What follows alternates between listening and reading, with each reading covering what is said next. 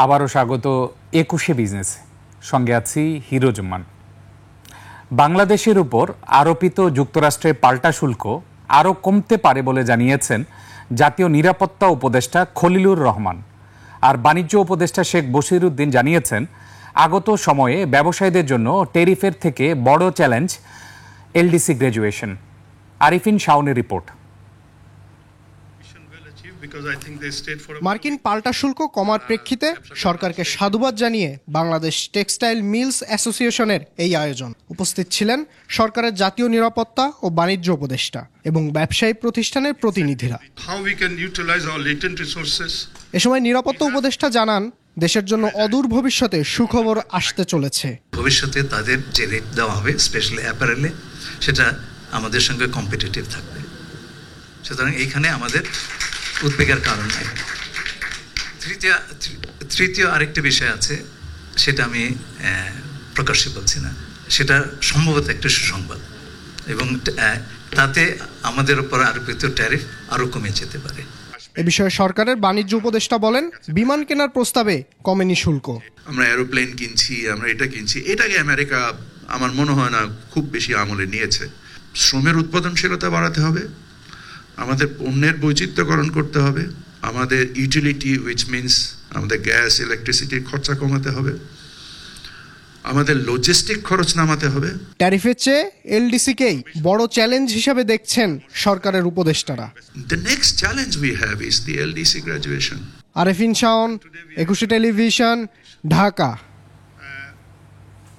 ১১টি ব্যাংক থেকে ৮৩ মিলিয়ন মার্কিন ডলার কিনেছে বাংলাদেশ ব্যাংক। ১২১ টাকা ৪৭ পয়সা থেকে ১২১ টাকা ৫০ পয়সা দরে এই ডলার কেনা হয়েছে। বাংলাদেশ ব্যাংক বলছে এই উদ্যোগ বাজারে ডলারের মান ধরে রাখতে এবং বিনিময় হার স্থিতিশীল রাখতে নেওয়া হয়েছে। রোববার কেনা ৮৩ মিলিয়ন মার্কিন ডলারের মধ্যে ১২১ টাকা ৪৭ পয়সা দরে কেনা হয় ১২ মিলিয়ন মার্কিন ডলার, বাকি ৭১ মিলিয়ন ডলার কেনা হয় ১২১ টাকা ৫০ পয়সা দরে।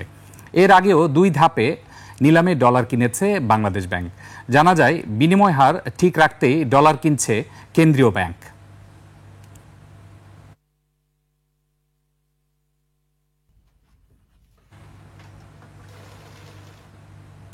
দেশের বৈদেশিক মুদ্রার রিজার্ভ আবারও বেড়েছে।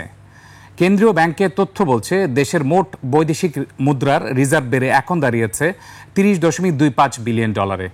আন্তর্জাতিক মুদ্রা তহবিল আইএমএফ এর হিসাব পদ্ধতি BPM-6 অনুযায়ী রিজার্ভ এখন ২৫.৩২ বিলিয়ন ডলার।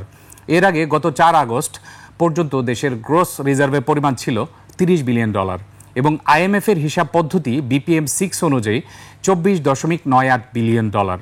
রেমিটেন্সের প্রবাহ, গতিশীলতা বৃদ্ধি ও নিলামে ডলার কেনার সার্বিক রিজার্ভের উপর ইতিবাচক প্রভাব ফেলেছে।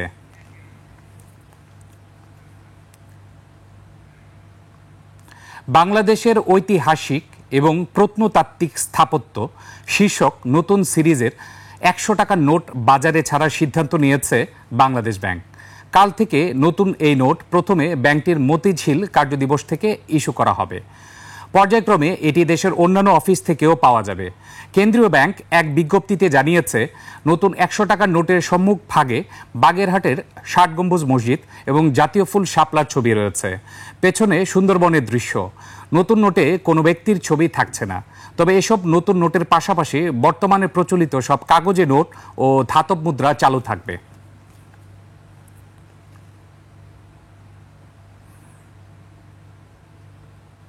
বিশেষায়িত অঞ্চলে টাইপ বি ও টাইপ সি শিল্প প্রতিষ্ঠানগুলোর জন্য রপ্তানি আয় বৈদেশিক মুদ্রায় সংরক্ষণের নীতি সহজ করেছে বাংলাদেশ ব্যাংক।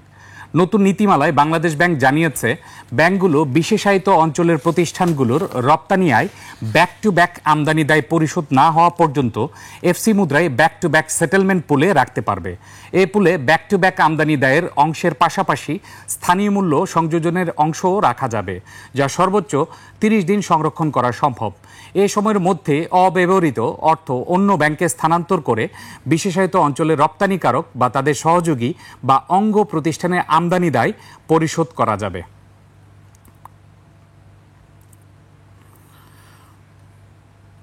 এবার এশিয়ার প্রধান শেয়ার বাজারের খবর।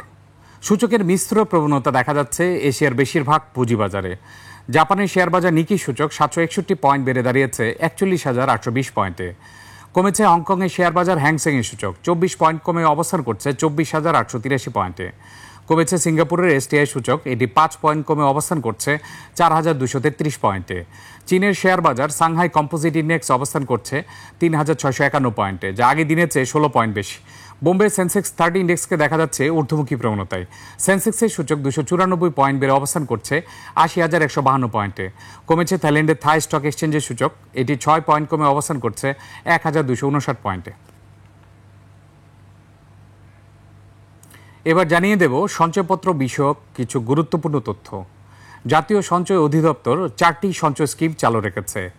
সঞ্চয়পত্রে কোন স্কিমে কারা বিনিয়োগ করতে পারবেন, কত টাকা বিনিয়োগ করা যায় এবং সুদের হারই বা কত, এসব তথ্য এখন সংক্ষিপ্ত আকারে জানিয়ে দিচ্ছি।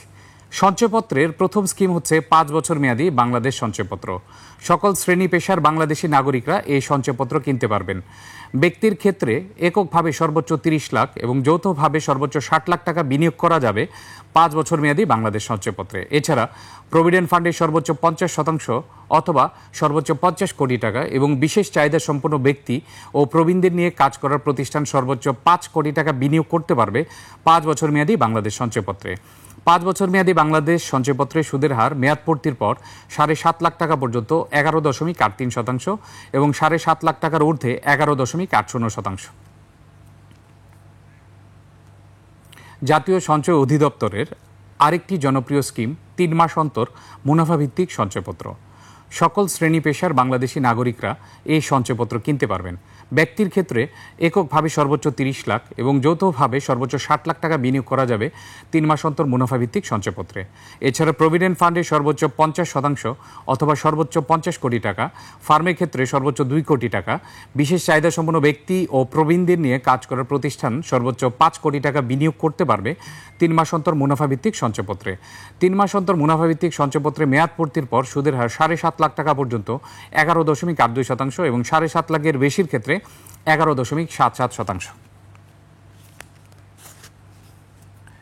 জাতীয় সঞ্চয় অধিদপ্তরের আরেকটি আকর্ষণীয় স্কিম 5 বছর মেয়াদী পরিবার সঞ্চয়পত্র।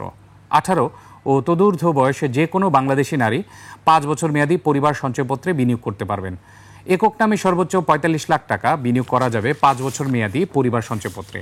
এছাড়া শারীরিক প্রতিবন্ধী পুরুষ ও নারী এবং বিশেষ চাহিদা সম্পন্ন ব্যক্তি ও প্রবীণদের নিয়ে কাজ করার প্রতিষ্ঠান বিনিয়োগ করতে পারবে এই সঞ্চয়পত্রে। 5 বছর মেয়াদী পরিবার সঞ্চয়পত্রে মেয়াদ পূর্তির পর 7.5 লাখ টাকা পর্যন্ত 11.93% এবং 7.5 লাখ টাকার ঊর্ধ্বে 11.80%। জাতীয় সঞ্চয় অধিদপ্তর চালু রেখেছে পেনশনারদের জন্য আরেকটি সঞ্চয়পত্র। পেনশনার সঞ্চয়পত্র নামের এই সঞ্চয়পত্রে অবসরপ্রাপ্ত সরকারি, আধা সরকারি, স্বায়ত্তশাসিত, আধা স্বায়ত্তশাসিত প্রতিষ্ঠানের কর্মকর্তা বা কর্মচারী, সুপ্রিম কোর্টের অবসরপ্রাপ্ত বিচারপতি, সশস্ত্র বাহিনীর অবসরপ্রাপ্ত সদস্য এবং মৃত চাকরিজীবীর পারিবারিক পেনশন সুবিধাভোগী স্বামী বা স্ত্রী বা সন্তান পেনশনার সঞ্চয়পত্র কিনতে পারবেন। এছাড়া গ্র্যাচুইটি ও প্রভিডেন্ট ফান্ড মিলিয়ে একক নামে সর্বোচ্চ 50 লাখ টাকা পেনশনার সঞ্চয়পত্রে বিনিয়োগ করা যাবে। মেয়াদ পূর্তির পর সুদের হার 7.5 লাখ টাকা পর্যন্ত 11.98% এবং 7.5 লাখ টাকার বেশি হলে সুদ পাওয়া যাবে 11.80%। দর্শক, নিচ্ছে একটা ছোট্ট বিরতি। বিরতির পর ব্যাংকিং খাত ও অর্থনৈতিক পরিস্থিতি নিয়ে আমরা কথা বলবো পূবালী ব্যাংক লিমিটেডের ব্যবস্থাপনা পরিচালক ও প্রধান নির্বাহী কর্মকর্তা মোহাম্মদ আলী এর সঙ্গে। ততক্ষণ আমাদের সঙ্গেই থাকুন।